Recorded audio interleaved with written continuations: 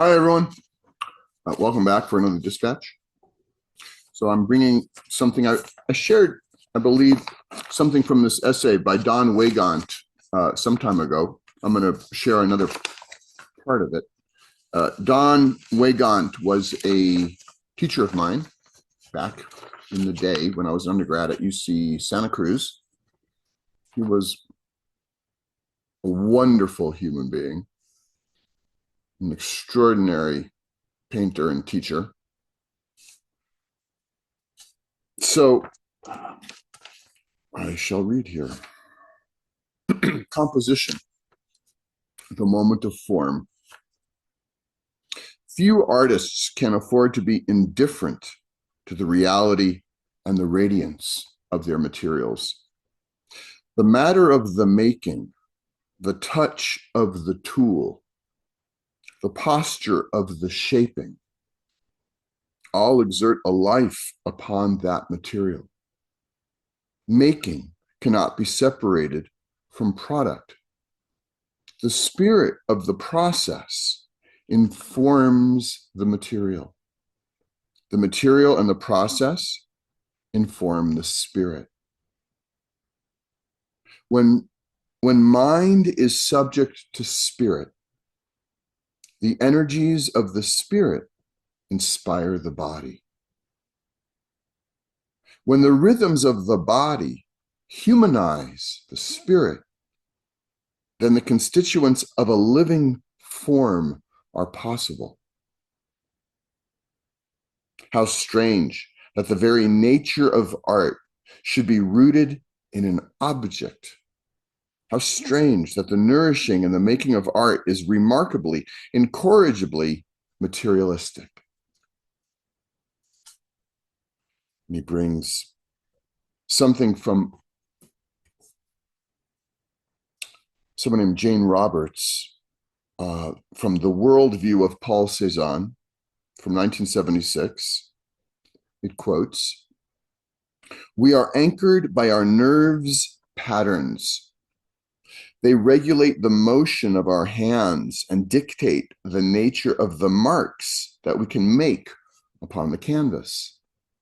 So though I believe art to be natural, I also believe that it stretches nature as we know it to the utmost and requires the most precise conscious and unconscious affiliation. It is as if we prowl about our creaturehood,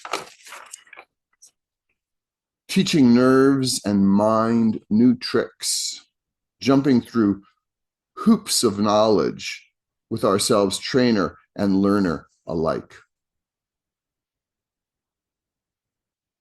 If a work is, end quote, if a work is right and complete, and if we are susceptible to it, there is unique unto the visual arts in experiencing a response, the impact of which we can term immediate.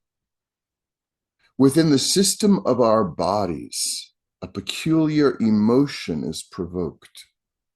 The structure and the timing of each piece of each work can be experienced all at once. In order for such to occur, our looking must be attentive, free of intellectual prejudice and false conception. It must be free of preconceived opinion, and it must strive to be innocent.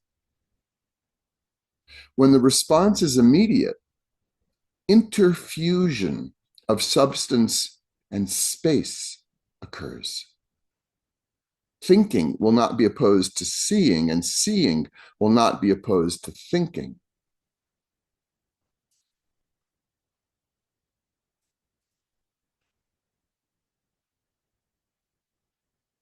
My respect for this experience, nay, my compassion for that response, has taught me to regard the swish of a thumb touched to a pot made 2,000 years ago as being contemporaneous to me.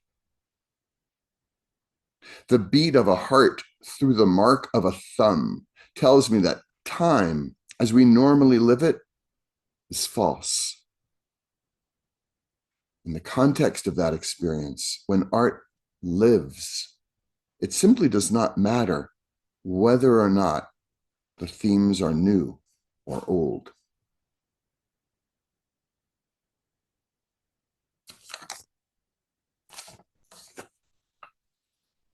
Okay.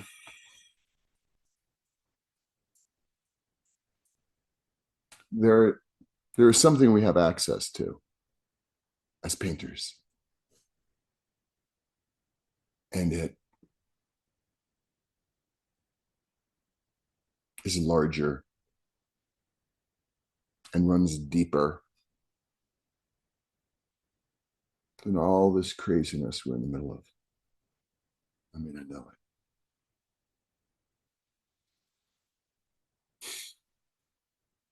So let's hold to that. Let's keep making and hold to that and share it. Okay, take good care. Keep making stuff. Be well. Well, I look forward to hearing from you.